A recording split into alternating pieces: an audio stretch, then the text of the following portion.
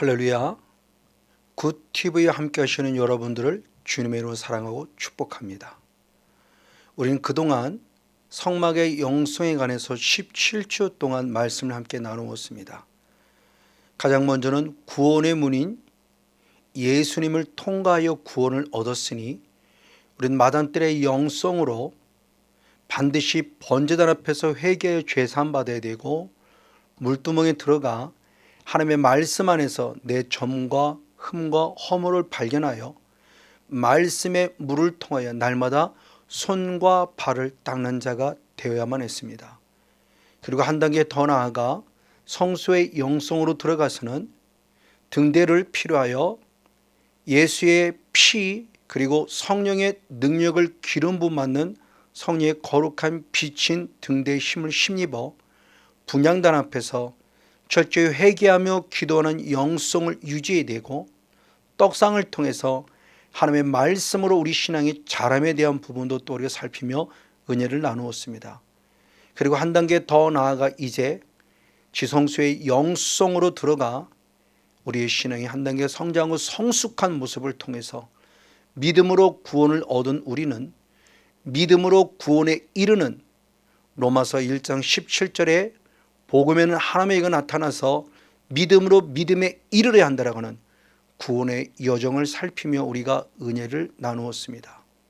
그리고 이제 오늘부터는 바로 그 지성소의 영성에 들어가는 과정들을 살피며 우리가 뭔 은혜를 받기를 원하며 지성소의 영성이란 첫 번째 시간으로 들어가길 원합니다.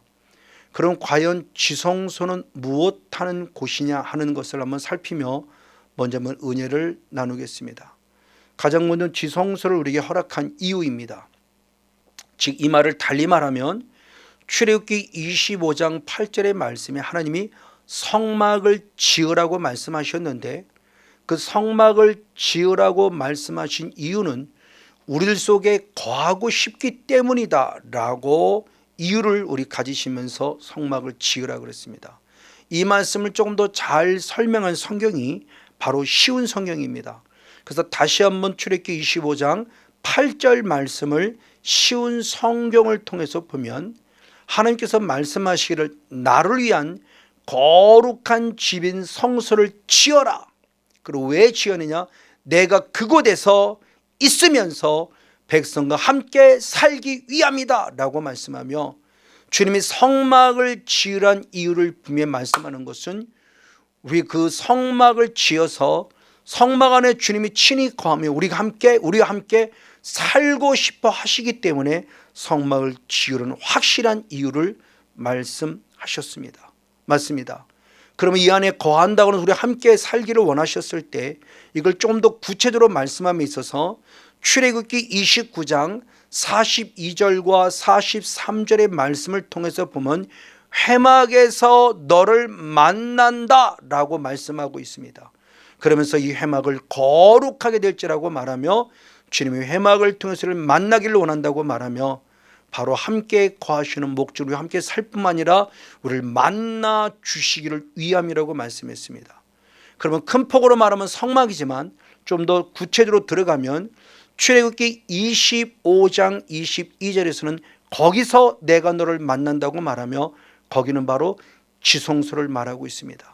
그리고 조금 더 깊이 들어가면 출애굽기 30장 6절 말씀을 통해서 속죄소에서 내가 너를 만난다라고 말씀하며 구체적으로 깊이 들어가며 큰 폭으로는 성막에서 조금 더 깊이 들어가면 지성소에서 그리고 조금 더 깊이 들어가면 속죄소에서 나를 만나 주신다고 말씀하고 있습니다.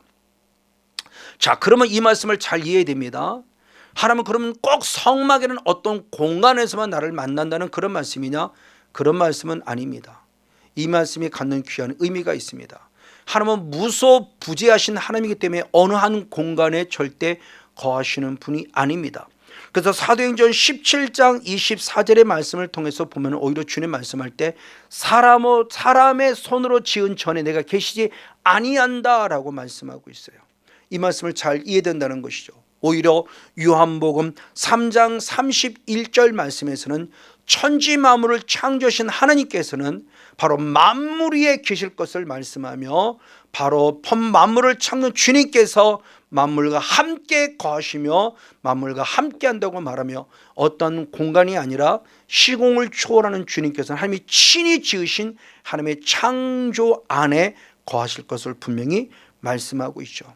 자, 그러면 그럼에도 불구하고 왜 하나님은 성막 안에 거하셔서 성막에서 나와 함께 살며 성막에서 우리를 만나 주신다고 말씀하셨을까요? 이 말씀을 잘 이해한다고 말씀을 계속 드립니다. 그러면서 이 말씀을 통해서 구원하신 목적을 우리 가르쳐 주시니 출애굽기 29장 45절과 46절의 말씀에 보면 이스라엘 백성들의 자손, 즉 이스라엘의 그 후손들 자손 중에 거하기 위하여 내가 하나님이 돼서 너를 애굽 땅에서 구원했다고 말씀하십니다. 즉 우리와 함께 하시기 위해서 임마누엘 우리 안에 거하기 위해서 우리를 애굽에서 구원해 내셨다고 하나님은 친히 말씀하셨다는 것이죠. 그래서 신명기 20장 4절 말씀에 너를 구원하신 목적을 분명히 말씀하셨으니 너희와 함께 행하시며 너희를 구원하신 자신이라 말씀을 표현하며 우리와 함께 거하시고 우리와 함께 일을 행하시고 하나님의 영광 가운데 쓰임받는 일꾼이 되게 하기 위해서 우리를 구원하셨다라고 성경이 기록하고 있습니다. 그리고 구약성경에 하나님이 함께 하실 뿐만 아니라 신약성경에 들어가 보니 예수님도 역시 임마누엘 오셨으니 마태복음 1장 23절의 말씀에 하나님의 거룩한 이름 임마누엘의 이름을 가지고 오셨으니 그 임마누엘의 이름은 결국 무엇이냐? 하나님이 우리와 함께 계시다라는 뜻을 가지고 있습니다. 이와 같이 우리와 함께 하시기 위해서 오신 예수님은 마가복음 3장 14절의 말씀에 제자들을 택할 때도 전 단순히 제자들을 전도하는 자로 보내고 귀신 쫓아내는 만드는 것도 목적이지만 중요한 모습이냐? 나와 함께 하시기 위함이다. 제자들과 함께 하시기 위함이다라고 표현하며 주님께서는 분명히 우리와 함께 하시려고 제자를 삼으셨다고 말씀하고 있죠. 이에 더 나아가 예수님은 마태복음 18장 23절의 말씀에 예수의 이름으로 모인 곳에 주님께서 함께 하신다 표현함을 통해서 예수의 이름이 있는 자들에게 예수의 이름으로 모인 자들에게 주님이 임마누엘 되셔서 우리와 함께 하신다고 약속하고 계십니다. 그리고 역시 더불어 성령님 역시도 마찬가지니 요한복음 14장 바로 16절 말씀에 우리와 영원히 함께하기 위하여 보혜사 성령을 보내신다고 표현하며 하나님이 임마누엘, 예수님이 임마누엘, 성령님이 임마누엘 되셔서 우리와 함께 거하기 위해서 오셨다고 표현하고 있습니다. 이것이 바로 성막이 주는 영적 메시지요. 특별히 지성소가 주는 영적 메시지를 통해서 우리는 빨리 하나님이 나와 함께하기를 원하시는구나. 내가 이곳에 들어가 반드시 주님을 인격적으로 만나야 되겠다는 그런 영적인 간절한 소망, 그런 꿈, 비전을 가질 필요성을 우리에게 분명히 말씀해 주고 있죠. 맞습니다. 주님은 이와 같이 눈에 보이는 성전에 내가 하나님께서 우리와 함께 한다는 것을 증명해 주셨으니 바로 솔로몬이 성전을 지은 이후 성전을 향해서 기도했을 때 하나님이 솔로몬에 직접 들리신 음성이 있었습니다.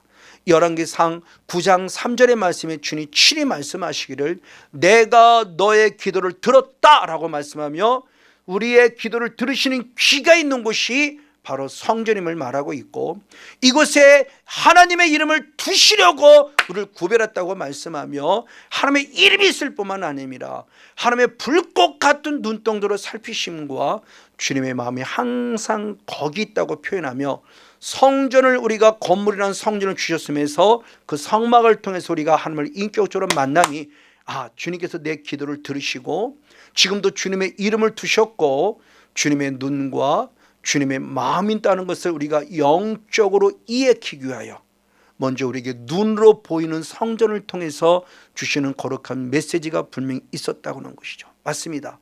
이런 거룩한 메시지를 가진 주님께서 드디어 예수님을 이 땅에 보내셔서 십자가에서 친히 죽으시고 3일 만에 부활하신 다음에 성전의 개념을 확실히 바꿔놨습니다. 그걸 예수님이 친히 요한복음 2장 20절로부터 22절까지 말씀하심에 있어서 하나님이 분명히 첫 사역 속에 무엇을 말씀했느냐, 내가 성전을 3일 만에 짓겠다고 표현합니다. 그때 주변 사람이 깜짝 놀랍니다. 46년 동안 지어도 다 짓지 못한 선을 어떻게 3일 만에 짓겠느냐 그랬을 때 예수님이 친히 말씀하시길 21절에 바로 성전된 자기 육체를 가르쳐 말씀하셨단 말이에요. 이제는 성전이 건물이 아니라 예수님 스스로가 성전임을 가르쳐 주셨고, 그 말씀을 이해하지 못한 제자들마저도 예수님이 십자가에 죽으셨다가 3일 만에 부활하신 다음에야 이 하신 말씀을 기억하고 성경과 예수의 말씀을 믿었다라고 표현하며 주님이 이 땅에 오셔서 새로운 종교 개혁을 일으키셨으니 성전의 개념을 바꾸신 것입니다. 그리고 더 나아가 예수님은 고린도전서 바로 6장 20절을 통해서 우리의 몸과 마음을 예수님의 피값으로 사셨다고 주님이 말씀하셨습니다. 위해서 왜 피값 사셨느냐?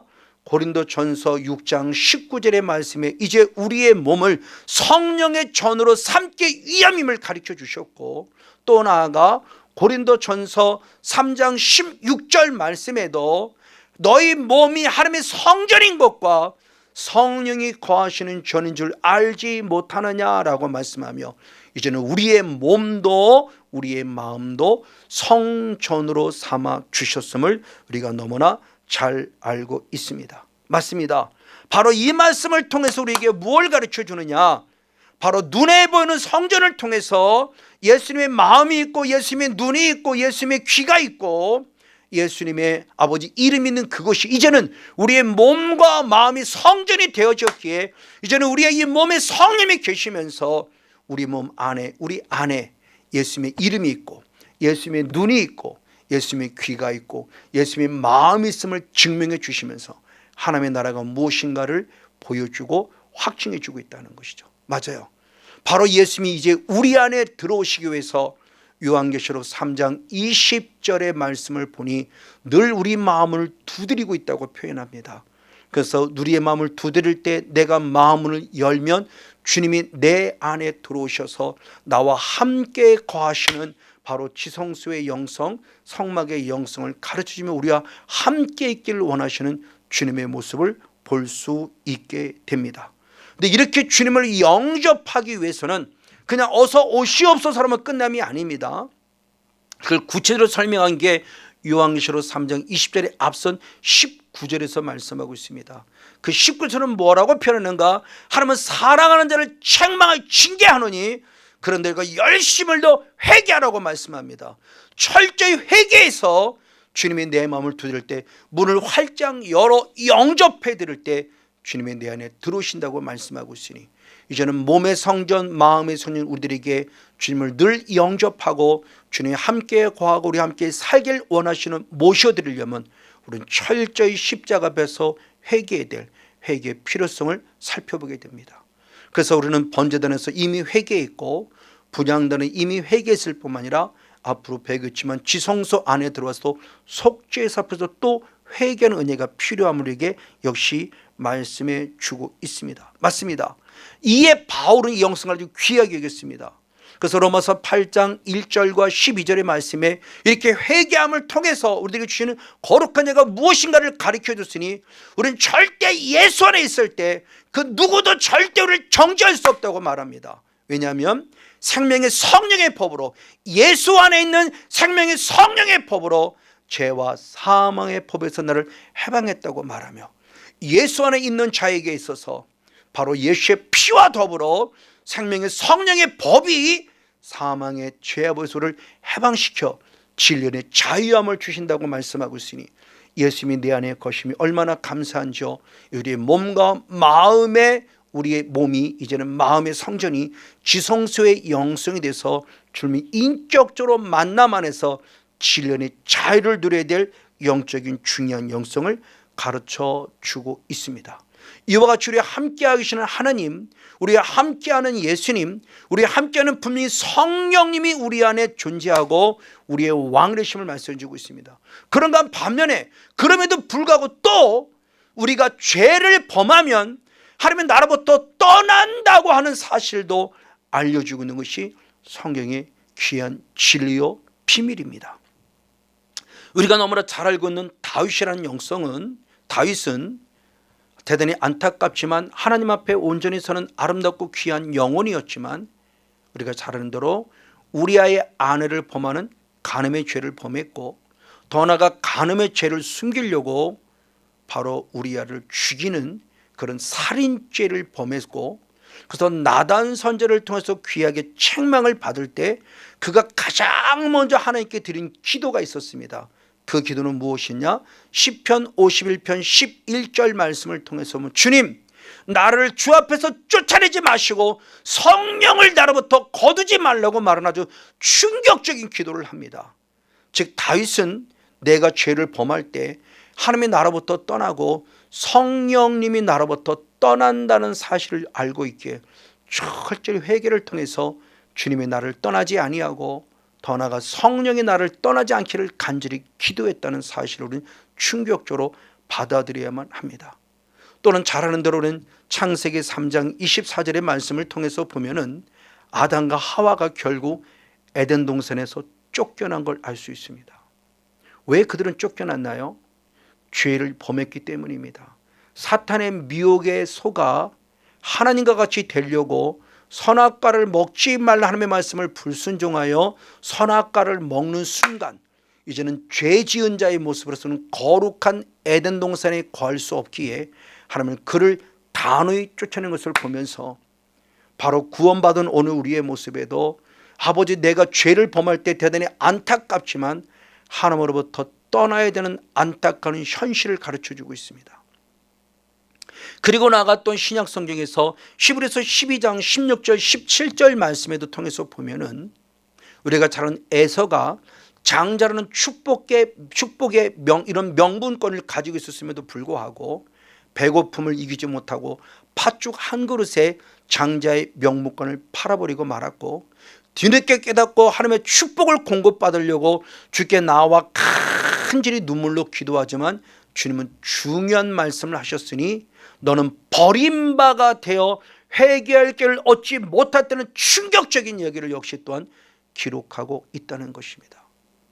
그리고 다시 구약으로 돌아가 사무엘상 15장 26절의 말씀에 보면 사울 왕이 하나님을 버렸기에 역시 말씀에 불순종할 때 주님을 버렸죠.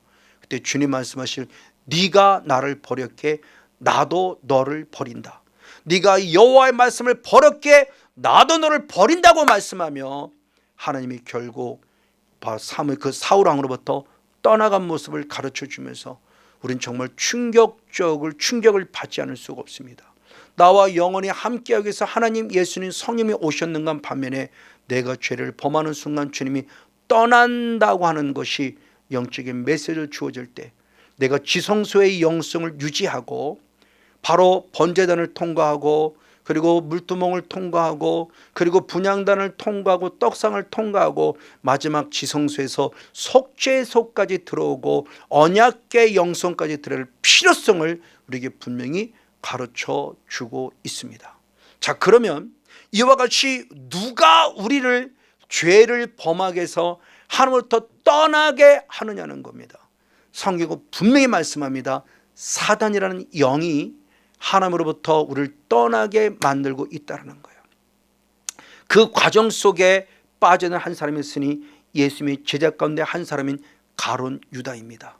요한복음 13장 2절 말씀에 어둠의 영이라는 영의 정체가 예수님의 제자이고 구원받았고 하나님의 사랑받는 사람도 불구하고 놀랍게 예수를 팔 생각을 넣었다라고 표현해요. 사단이라는 존재가 구원받은 바로 가룟 유다에게 들어와서 예수를 팔 생각을 넣었습니다. 그런데 더 충격적인 것은 요한복음 13장 27절 말씀에 보니 그 사단이 가룟 유다 안에 들어갔다라고 표현합니다.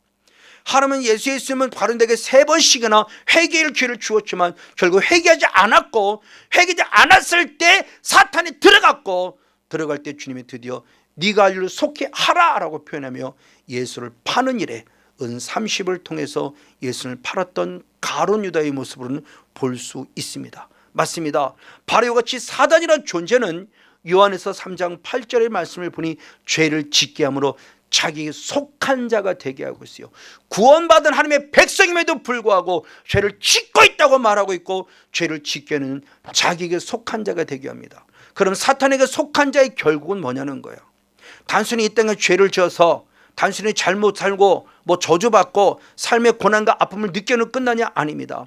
마태복음 25장 41절의 말씀을 통해서 보면 자기가 지옥을 가든 이제 자기 혼자만 지옥을 가는 것이 아니라 마귀를 위해 예비된 지옥에 우리까지 끌고 들어가기 위해서, 즉 지옥 백성이 되게 하기 위해서 우리에게 죄짓게 하고 있다는 거예요.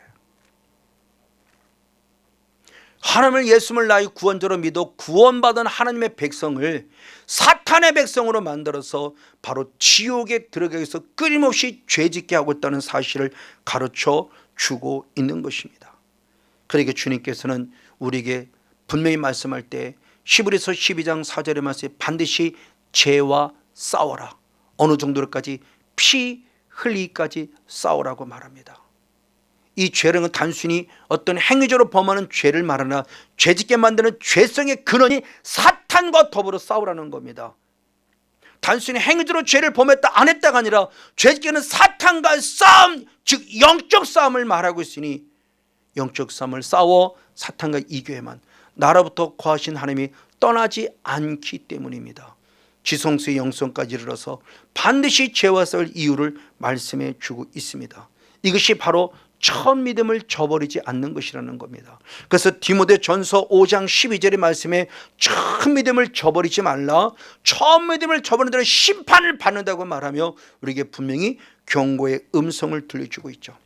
그러나 그럼에도 불구하고 주님은 또 다른 우리에게 은혜의 기회를 주셨으니 요한일서 2장 1절의 말씀에 성경을 쓴 목적은 우리가 죄짓지 않기를 원하여 성경을 썼다고 말하며, 그러나 혹시라도 만일 너희가 죄를 범했단다면 기회를 놓치지 마라. 빨리 나의 대언자, 나의 구원자, 나의 온전한 구원자이신 예수님의 십자가 앞에 나와 내가 죄인임을 고백하며 회개하는 자가 되라. 그러면 분명히 나를 다시 한번 죄의 용서함을 통해서 구원받은 백성으로서 구원의 이리까지 자라게 하시가 또 약속하고 있어요.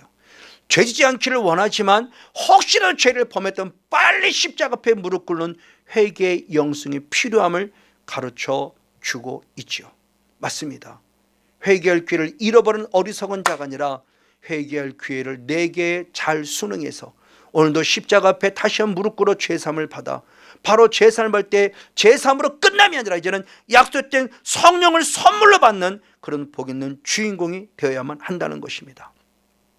그러면서 우리의 광야의 영성을 예를 통해서 가르치면서 히브리서 3장 12절과 13절의 말씀을 통해서 우린 피차 매일 서로 권면하라는 겁니다. 하나님으로부터 떨어지지 않도록, 믿음에서 떠나 하나님으로부터 떨어지지 않도록 매일 피차 권면하며 하나님 앞에 찰싹 달라붙어 있으라고 회개의 영성으로 서로 권면의 필요성을 얘기해 주고 있죠. 맞습니다. 이렇게 회개의 영이 임할 때 바로 사도행 2장 38절의 말씀에 죄사함뿐만이 아니라 더 나아가 성령을 선물로 주신다고 약속하고 있습니다. 왜 성령을 선물로 받아야 할까요?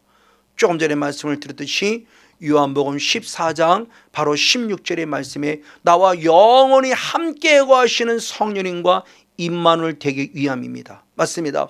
그리고 성령을 인격적으로 모셔드렸기에 이제는 성령은 나와 함께해서 마태복음 12장 28절 말씀대로 바로 하나님의 성령을 힘입어 귀신을 쫓아내면 하나님의 나라가 이미 너에게 임하느라는 말씀처럼 바로 그 성령을 통해서 영적 싸움을 싸우는 승리자가 되어야만 한다는 것입니다. 그런데 중요한 말씀은 이미 임했다고 말씀하는 것은 결국 뭐냐? 아까 아담과 하와가 죄를 범할 때 에덴으로 쫓겨났죠. 다시 되찾는 회복의 은혜를 말합니다. 에덴동산에 다시 들어갈 수 있는 길을 가르쳐 주셨습니다. 그 길을 가르쳐 주심에 바로 창세기 3장 15절의 말씀에 악한 영, 즉 우리의 원수인 사단의 머리를 짓밟음으로 말미암아 싸워 이길 뿐만 아니라 주님이 우리에게 어린 양의 옷을, 피 묻은 옷을 입혀짐을 통해서 구원의 길을 가르쳐 주시니 예수의 피를 힘입고 죄사함을 받아 반드시 성령을 통하여 악한 영과 싸워서 당당히 하나님을 회복하는 우리 모두가 되어지기를 예수님의 이름으로 간절히 축복하고 축원을 드립니다.